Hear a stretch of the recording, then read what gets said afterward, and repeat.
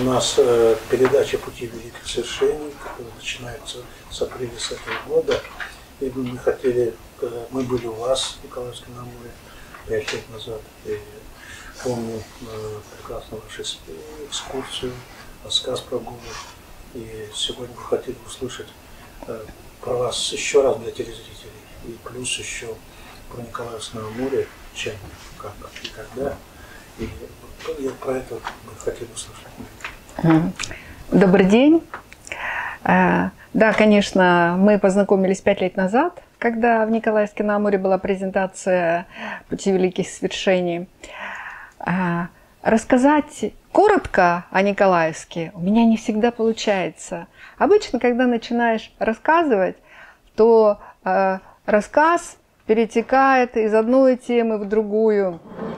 Но что хотелось бы мне сказать, многие современники сегодня считают Николаевск провинциальным городом. Но следует всегда помнить, что это первый город на Амуре. Именно в середине XIX века, когда возник вновь амурский вопрос, именно с Николаевска начинается история развития Преамурья. И здесь, естественно, в первую очередь возникает вопрос, кто и когда прибыл сюда. Если бы история не свела в нужном месте и в нужное время талантливых и целеустремленных людей, возможно, и не получилось бы такое быстрое освоение Преамурья. Геннадий Иванович Невельской, Николай Николаевич Муравьев-Амурский – это два удивительных человека, целеустремленность и усилия которых привели к этому успеху амурского дела. Оба прекрасно понимали, что они рискуют карьерой, и в то же время они осознавали важность того дела, которое они делают.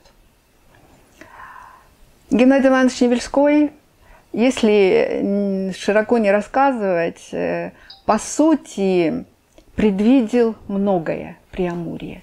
При изучении, когда он был назначен начальником амурской экспедиции и впервые начал исследовать Преамурье и доказал, что Сахалин – остров, и нашли вход в реку Амур, он, по сути, обозначил на карте Преамурья все точки, где сегодня возникли и развиваются крупные города. И Совгавань, и Николаевск, и Владивосток, и Хабаровка.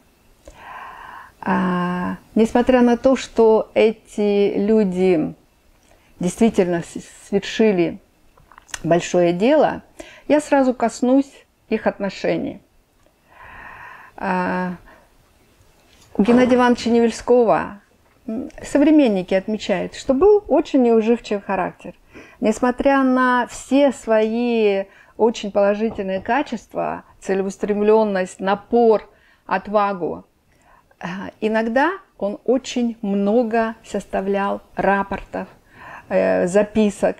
И он буквально, как пишут исследователи, закидывал Николая Николаевича Муравьева этими рапортами.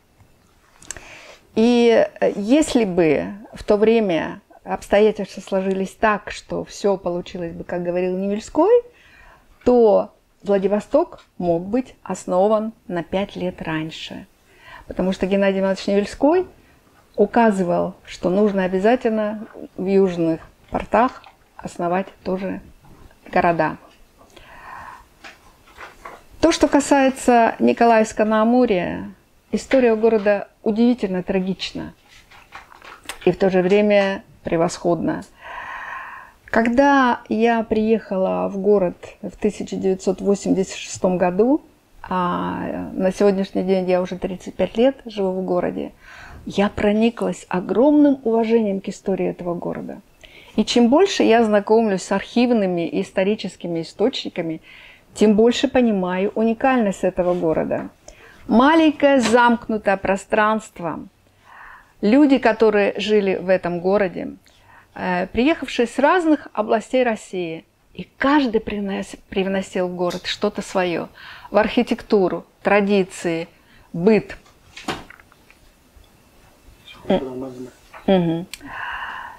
И всегда, когда я начинаю рассказывать о городе, я говорю, что с самого основания Николаевск на Амуре был многонациональным городом. Проживали представители 18 стран и еще больше народностей. И несмотря на это, все нации, все диаспоры как-то мирно уживались друг с другом. Поскольку Николаевск на Амуре находится в устье, то, естественно, все пути шли и на север, и дальше в верховье Амура. В этом отношении важно отметить, что с Якутском были связи издавна Николаевска. Это закономерно, потому что все исследователи шли через Якутск и дальше уже на Амур. Это и первопроходцы 17 столетия, это и Геннадий Иванович Невельской. Прекрасно знал этот путь и знаменитый якут Федор Соловьев, который снабжал, то есть, по сути, он спасал население Николаевска, оторвано от Хабаровска и других центров, продуктами питания, мясом. В условиях климатически долгой зимы для николаевцев было очень важна мясная продукция, потому что это возможность избежать цинги в длительный зимний период. Так вот, Федор Соловьев из Якутска знал очень хорошо путь до Николаевска, и его просто в Николаевске всегда ждали с началом зимы, что он пригонит скот, лошадей. Торговые связи у него были установлены со всеми населенными пунктами по пути. Он прекрасно знал дорогу, и поэтому он известная личность. Если мы будем говорить о разных диаспорах, то первыми в Николаевске, конечно, поселились американцы. Это были первые коммерческие агенты, и несмотря на то, что первые жители были военные при основании, то первыми гражданскими жителями в списке гражданских лиц и жителей города были американцы. Они посчитали, что, возможно, на Амуре можно так же развиваться, как в Сан-Франциско. Диаспора якутов в городе, по данным полицмейстера, в 1885 году составляла 85 человек. Если мы будем читать архивный документ, то поймем, что якуты, по данным полицмейстера, вели трезвую, тихую, спокойную жизнь. И они работали также на благо города, потому что были превосходными плотниками. Пишут, что крепкие якутские дома, бревенчатые, вот, они долго в Николаевске были. Они занимались охотой, рыболовством, все это на благо города. И, как пишет полицмейстер, хотя не имели огромных доходов, но жили вполне благополучно. Так что, если мы говорим о связях, то я думаю, что архивные документы подтверждают, что связи были давние и прочные. Очень жаль, что сегодня у нас нет этого пути, какой проходили наши первопроходцы и Геннадий Иванович Невельской. Но я думаю, что в научном плане, в культурном плане мы всегда можем эти связи поддерживать. Вы первый раз познакомились 5 лет назад. У нас были планы насчет совместной создания проекта с Якутской СБА. Немножко для зрителей рассказать. Да, касаясь истории, Якутская изба действительно была первым строением в Николаевске. Ее построили, а затем же дальше стали строить и казармы, и флигеля для офицеров. Вот. Якутская изба – самое первое здание. Разумеется, и глава нашего Николаевского района, и мы, работники музея, всегда хотели бы, чтобы у нас была. Это настолько было бы интересно в контексте экскурсии и связи, как оно было. Я все-таки надеюсь, что несмотря на некоторые трудности и с финансированием, и, разумеется, с отведением места для этого, но те планы и проект, когда будет в комплексе Краеведческий музей, Национальный центр и Якутский павильон, было бы просто замечательно. Будем надеяться, что наши планы осуществятся. Знаете, наш проект называется «Пути великих свершений». Мы первый раз выходим, мы этот раз выходили, но сейчас как самостоятельная передача выходим в апреле первый раз. И поэтому хотелось бы выслушать какие-то пожелания, не знаю, как-то что. И про наше сотрудничество, как какие-то самые перспективы, может быть. Когда вы приехали 5 лет назад, я, конечно, была удивлена масштабностью вашего проекта, да, «Пути великих свершений». До вас так масштабно, мне кажется, никто не представлял историю Дальнего Востока. Вот, поэтому это было просто замечательно. Читая о ваших планах сейчас, о дальнейших экспедициях, я могу только порадоваться, что такие планы есть. И если они осуществятся, то я так думаю, что вы вновь приедете в Николаевск-на-Амуре. Мы со своей стороны всегда готовы помочь, поучаствовать, представить историю Николаевска такая, какая она была, вот, и помочь. Я всегда только за. Спасибо. Елена Ибрагимовна, вы про себя немножко расскажете и представьтесь просто, чтобы мы не могли ошибиться. Да, Петхова Елена Ибрагимовна. Я в Краеведческом музее проработала 20 лет. Сейчас, как говорят, на заслуженном отдыхе, но я наслаждаюсь тем, что сейчас я свободна, и у меня много свободного времени для занятий краеведением, для исследований. К сожалению, отдаленность Николаевска не всегда позволяет посещать архивы. Вот как в данный момент я воспользовалась тем, что у меня выдалось буквально 4 дня. Я работала в Хабаровском архиве по своим темам. И я смогла за это время посетить архив Дальнего Востока целенаправленно.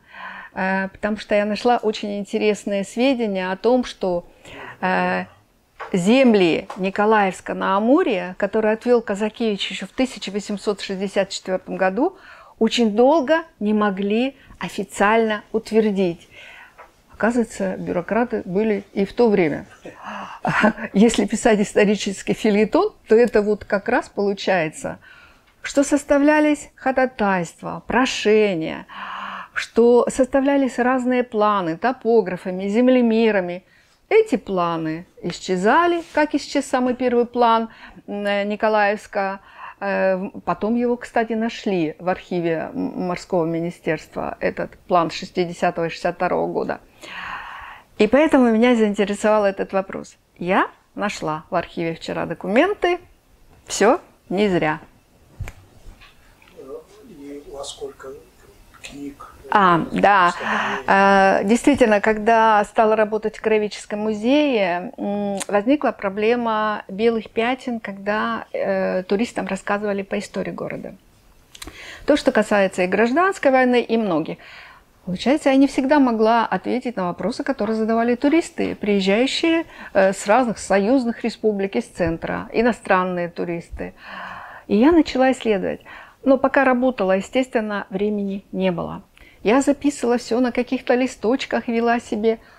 Как только вышла на пенсию, у меня появилось время для того, чтобы свой архив разобрать, систематизировать.